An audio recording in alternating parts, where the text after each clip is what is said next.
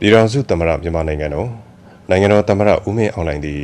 အိန္ဒိယသမ္မတနိုင်ငံဝန်ကြီးချုပ်ရှယ်ရီနရန်ဒါမိုဒီရဲ့ဖိတ်ကြားချက်အရအိန္ဒိယသမ္မတနိုင်ငံသို့မကြာမီရက်ပိုင်းအတွင်းတရားဝင်ခရီးစဉ်တွားရောက်မှာဖြစ်ပါသည်ခရီးစဉ်အတွင်းနိုင်ငံတော်သမ္မတသည်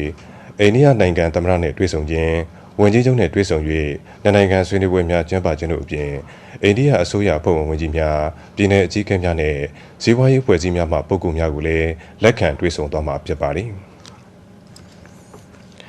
ဒါအပြင်အထင်ကရအခြေခံအဆောက်အဦစီမံကိန်းများကိုလည်းလေ့လာသွားမှာဖြစ်ပြီးခီးစဉ်အတွင်းနိုင်ငံအစိုးရနှင့်ပြည်သူများအကြားစီးပွားရေးဘာသာရေးယဉ်ကျေးမှုနဲ့လူမှုရေးဆိုင်ရာကဏ္ဍများအပါအဝင်ကဏ္ဍပေါင်းစုံမှာပူးပေါင်းဆောင်ရွက်မှုဆိုင်ရာကိစ္စရပ်များကိုရင်းနှီးပွင့်လင်းစွာအမြင်ချင်းဖလှယ်ပြီးဆွေးနွေးသွားမှာဖြစ်ပါတယ်အဆိုပါခီးစဉ်မှာနိုင်ငံတော်သမ္မတနှင့်အတူပြည်ထောင်စုဝန်ကြီးများနဲ့တာဝန်ရှိပုဂ္ဂိုလ်များလိုက်ပါသွားမှာဖြစ်ကြောင်းသိရှိရပါတယ်ခင်ဗျာ